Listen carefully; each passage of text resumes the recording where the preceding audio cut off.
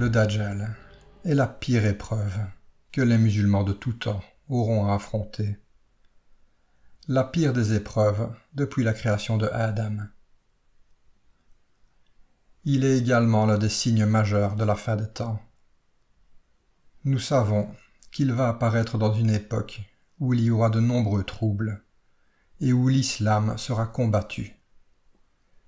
Dans une époque où le musulman véridique se sentira étranger, en terre non musulmane, mais également en terre musulmane. Mais ce sera également une époque où vont se côtoyer l'imam al-Mahdi, Isa ibn Maryam et le Dajjal. Le prophète sallallahu alayhi wa sallam nous a mis en garde contre cette épreuve dans de nombreux hadiths. Mais il y a un hadith qui met l'accent sur le meilleur moyen de se protéger contre le Dajjal.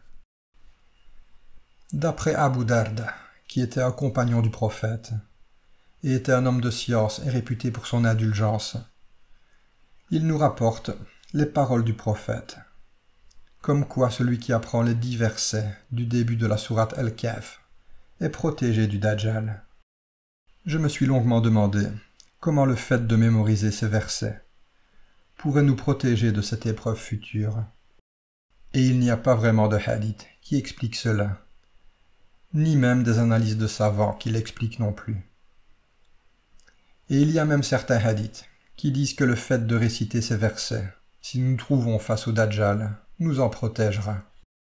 Mais s'il était plutôt question de mettre ces versets en application à l'époque du Dajjal, les mémoriser, mais surtout les appliquer. Nous savons que le Coran n'est pas uniquement un texte que nous devons apprendre pour réciter durant la prière. Nous devons également le mettre en pratique.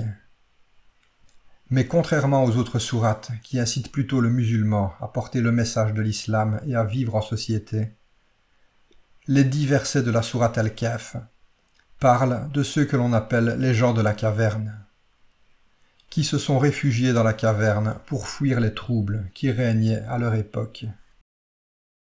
Mais nous allons regarder les 10 premiers versets un par un et voir plus en détail ce qu'ils nous disent.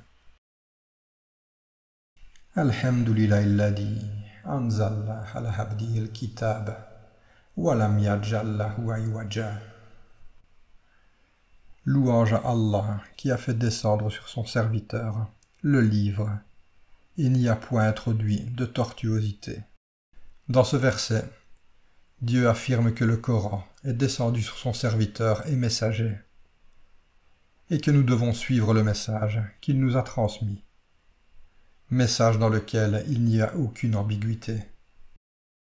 Qayiman liyundira bassan shadidan min ladunhu wa yubashshira al-mu'minina alladhina ya'maluna as-salihati anna lahum ajran hasana. Un livre d'une parfaite droiture, pour avertir d'une sévère punition venant de sa part, et pour annoncer aux croyants qui font de bonnes œuvres qu'il y aura pour eux une belle récompense. Ici, nous avons un rappel sur le fait que les bonnes œuvres seront récompensées, mais également que Dieu peut être sévère en punition. Makithina fi abada, où ils demeureront éternellement. Wa yundira alladina qalu ittakhadha Allahu waladan. Et pour avertir ceux qui disent Allah s'est attribué un enfant. Donc ici nous avons un verset qui met clairement en garde tous ceux qui associent un fils à Dieu. Ma lahum bihi min ilmin wa la liyaba'ihim kaburat kalimatan takhruju min afwahihim in ya'kuluna illa kadiba. Ni eux, ni leurs ancêtres n'en savent rien. Quelle monstrueuse parole que celle qui sort de leur bouche. Ce qu'ils disent n'est que mensonge. Dans ce verset, il est donc précisé que ceux qui affirment cela parlent sans preuve. Ce sujet mériterait une vidéo à lui seul, mais nous pouvons dire que Jésus n'a jamais affirmé être un Dieu ni même le Fils de Dieu. Car dans la Bible, Jésus se qualifie plus de fois de Fils de l'homme que de Fils de Dieu. Il faut plutôt le comprendre comme un Fils que Dieu a envoyé à l'humanité, et non le Fils de Dieu qu'il a engendré. فَلَعَلَّكَ بَاخِعٌ نَفْسَكَ عَلَىٰ آثَارِهِمْ إِن لَّمْ يُؤْمِنُوا بِهَٰذَا الْحَدِيثِ أَسَفًا. Tu vas peut-être te consumer de chagrin, parce qu'ils se détournent de toi et ne croient pas en ce discours. Dans ce verset, Dieu s'adresse aux prophètes. Mais vu que cette sourate sera une protection pour les croyants contre le Dajjal, elle affirme donc que les musulmans seront opposés à une partie des chrétiens qui croiront en la divinité du Christ. Et il faut rappeler qu'une petite partie des chrétiens rejette cela. Et il est possible que quand le Dajjal apparaîtra, il affirmera être le Messie et peut-être également le Fils de Dieu. Inna ja'alna ma'al al-ardi zinatan laha linabluwahum ayyuhum ahsanu amala. Nous avons placé ce qu'il y a sur la terre pour l'embellir, afin d'éprouver les hommes et afin de savoir qui d'entre eux sont les meilleurs dans leurs actions. Ce verset nous rappelle que les bienfaits de ce monde sont éphémères et qu'ils sont une épreuve afin de déterminer lesquels d'entre nous sont les meilleurs. Wa inna laja'iluna ma'alayha sa'idan juruza. Puis, nous allons sûrement transformer sa surface en un sol aride.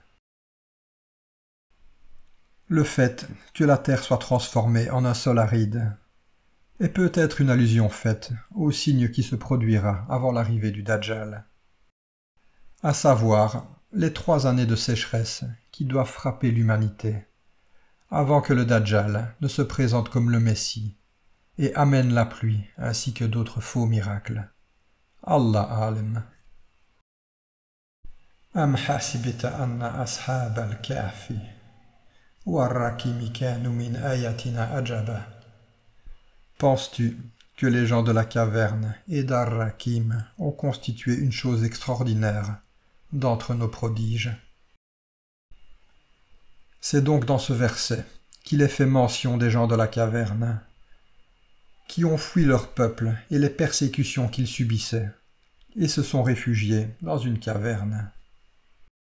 Id awa al-fityatu ila al-kahfi fakalu rabbana atina min ladunka rahmatan wa hayyi lana min amrina rashada. Quand les jeunes gens se furent réfugiés dans la caverne, ils dirent: Ô notre Seigneur, donne-nous de ta part une miséricorde, et assure-nous la droiture dans tout ce qui nous concerne. Et donc, après s'être exilés, ils ont prié Dieu et demandé qu'il les guide et soit miséricordieux envers eux. Peut-être que ce sera la meilleure façon de se protéger de cette terrible épreuve qui est annoncée. Mais Dieu sait mieux. Dans un hadith, le prophète nous conseille également de demander à Dieu qu'il nous protège contre le Dajjal lors de nos invocations. Il nous conseille de faire cela après le dernier tashahhud et les salutations finales.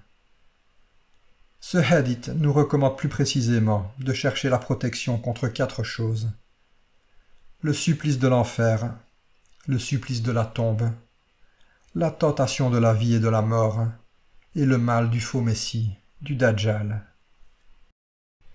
Puisse Dieu nous guider et nous accorder sa miséricorde.